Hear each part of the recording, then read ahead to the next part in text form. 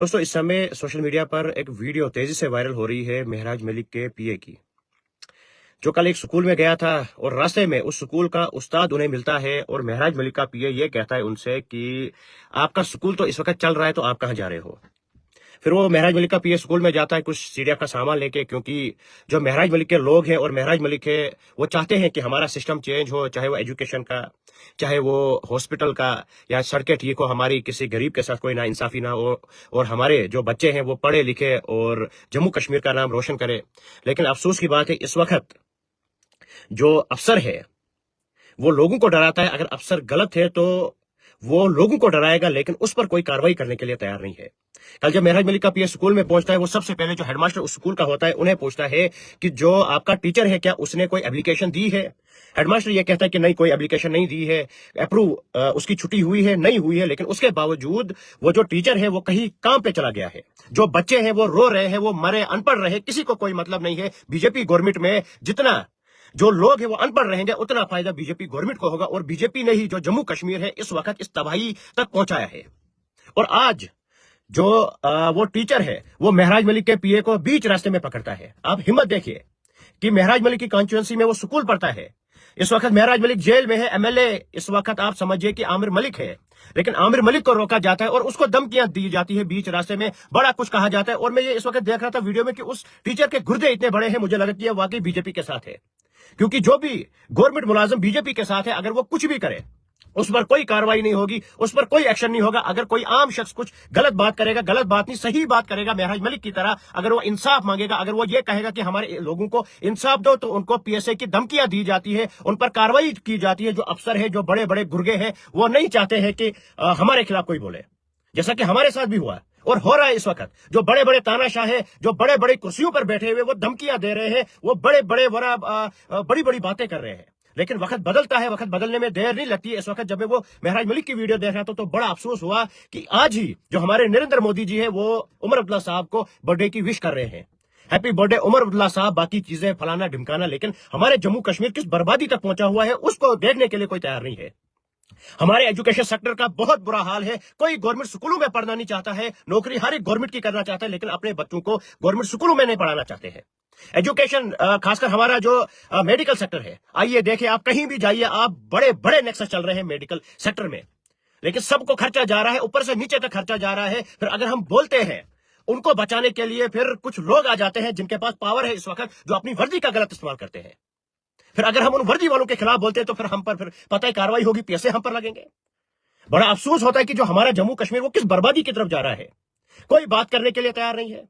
रोडों का इतना बुरा हाल है, एक रोड को अगर कोई गड्ढा बीच में होता है 10 साल के बाद गड्ढे को फिल किया जाता है, वो भी थोड़ा बहुत उसमें कुछ मटेरियल डाला जाता है, बाकी जो रोड है वो तबाह व बर्बाद है। और आज जब मैंने वो महराज मलिक के पीए की वीडियो देखी तो हंसी आने लगी कि जो हमारा जम्मू कश्मीर वो किस बर्बादी तक पहुंचा हुआ है। कोई बात करने के लिए तैयार नहीं है, कोई सुनने के लिए तैयार नहीं है, सब खामोश बैठे हुए, सब अपनी अपनी जान बचा रहे हैं और ये कह रहे हैं कि हालात ठीक नहीं है। कब तक हालात ऐसी ही रहेंगी? क्या हम इसी कदर पहले अंग्रेजों की गुलामी की तो अब बीजेपी की गुलामी करेंगे?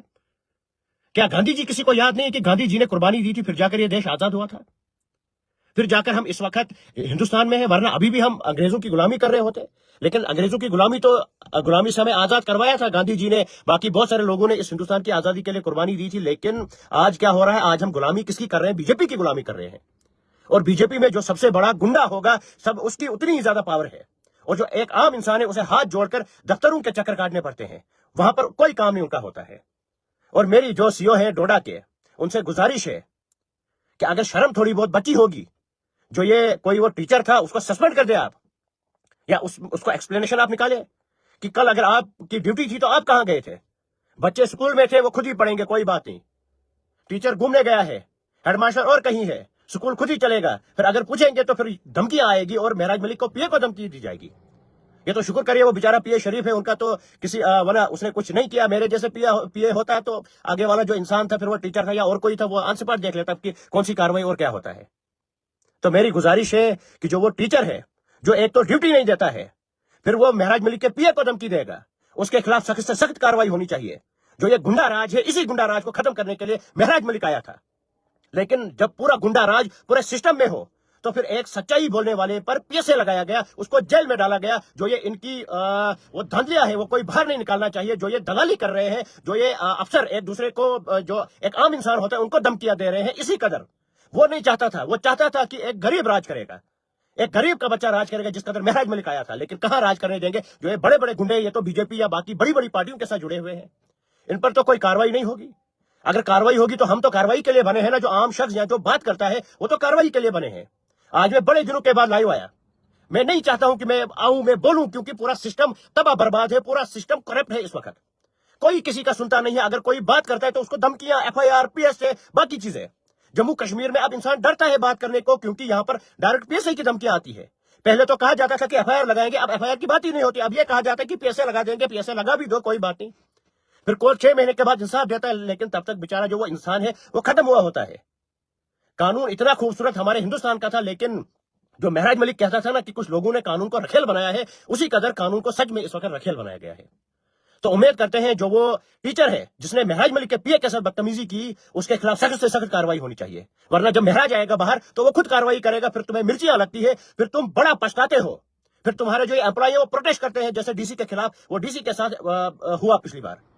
تو امید کرتے ہیں کہ کاروائی ہوگی. جو یہ ٹیچر ہے کوئی قانون سے بڑا نہیں ہے. اگر کوئی ڈیوٹی نہیں کرتا ہے اس کو جواب دینا ہے. ان کے باپ کی جاگیر نہیں ہے اسکول, ان کے باپ کی جاگیر نہیں ہے یہ ڈپارٹمنٹ کہ جو مرضی آئے گی وہ کریں گے, جیسے مرضی آئے گی وہ چلائیں گے.